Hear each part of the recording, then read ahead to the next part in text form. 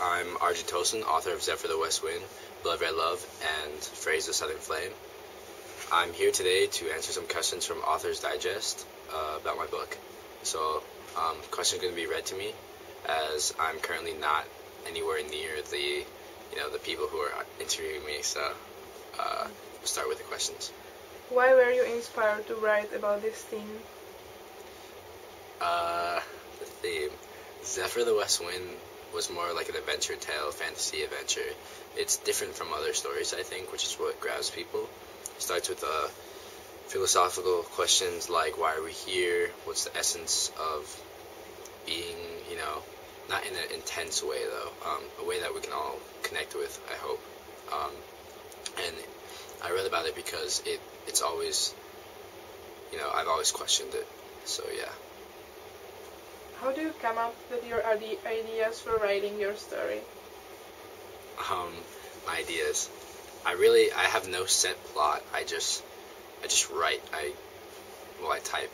I get on my computer, have a Word document out, and it just flows, really. I don't, plan anything. It just happens. So really, I don't even know what's going to happen next. Are you planning to write any new books in the future? Most likely yes, and hopefully yes. Technically, since Phrase the Southern Flame and Blood Red Love aren't published yet, I'm writing those. So yeah. How old were you when you began to write stories? I probably started one with poetry, so when I was like 8, and I didn't think I was very good at it. It wasn't my favorite thing either. So I started writing long stories when I was 13, and I finished my first book when I was 13. I wrote it in a science kind of lab book, and I lost it. It was 300 pages or something like that. So yeah. Have you ever noticed any similarities between you and other authors? Similarities? I mean, we write a lot. I think we're all different, and to be honest, I'm not sure. Of the books that you have written, which is your favorite? Right now, Zephyr the West Wind is definitely my favorite. Phrase the Southern Flame is still developing, and Blood Red Love I'm still working on also. So the story is not really kind of big yet, but I'm always into my stories and my characters. What do you do on your spare time when you're not writing? I'm pretty much just like every other teenager. I hang out with my friends, listen to music, hang out again more, play sports. I have soccer and tennis, lacrosse, track I've done in the past. Go to dinner, get food, go out to eat, etc. How long does it take you to write a book? It took me about, well, to write Zephyr the West Wind, it took me about 8 months. Can you describe your writing process on how to create a book, novel? Pretty much I just sit down, open Word, and write. That's pretty much my process. And after I finish the story, after posting them on Wattpad, which I first do, which is how I got noticed, I try to get it published, and the process of publishing is that. So. What do you like reading on your spare time? I love reading other fantasy books. I like metaphysics books also, but pretty much fantasy is my world for reading. I've read, tons of fantasy books, from the huge Narnia series, J.K. Rowling series, Harry Potter, Artemis Fowl, The Knight's Dead, tons of books. Do you ever write under a different name? Other than my pen name, RJ? No, I don't. What are the benefits of being a published writer? I guess publicity. I went to the American Music Awards last weekend, and a person knew who I was, which was kind of cool.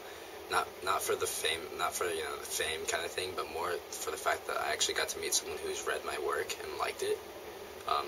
So.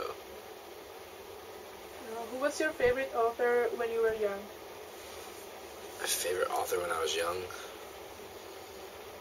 would say C.S. Lewis was one of them, mainly because that's like the first big fantasy series I read. Harry Potter's J.K. Rowling was definitely one, and Pendragon, which is D.J. McKell, was a big one too, and Charlie Bone. So. How important is it for writers to raise social, racial, and political issues in young literature? Sorry, can you repeat that? How important is it for writers to raise social, racial, and political issues in young literature? Well, one, I'm a fantasy genre. I think that in most fantasy books that I've read, I haven't seen much racism that I know of. Well, mainly because you're going to a different world.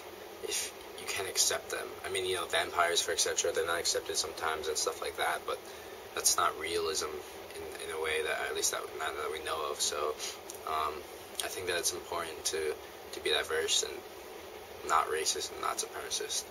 It's good to accept everyone for who they are, and everyone's different. What is a word of advice for students who do not like reading novels? Word of advice. I'd say suck it up. Unless you really don't care, I think you should suck it up and try to read. Eventually I think you'll get to like it. Either whatever your genre is, you'll find something you like, you'll gain knowledge from it, you'll enjoy it. It's something I know that's not socially accepted with around my age, and younger, but that's it's life. Deal with it. I think that's the last question, so I just want to say thanks for allowing me to be interviewed. Thanks for reading my book, for supporting it. You can purchase it, Zephyr the West Wind, on Amazon and in Barnes & Nobles and other stores.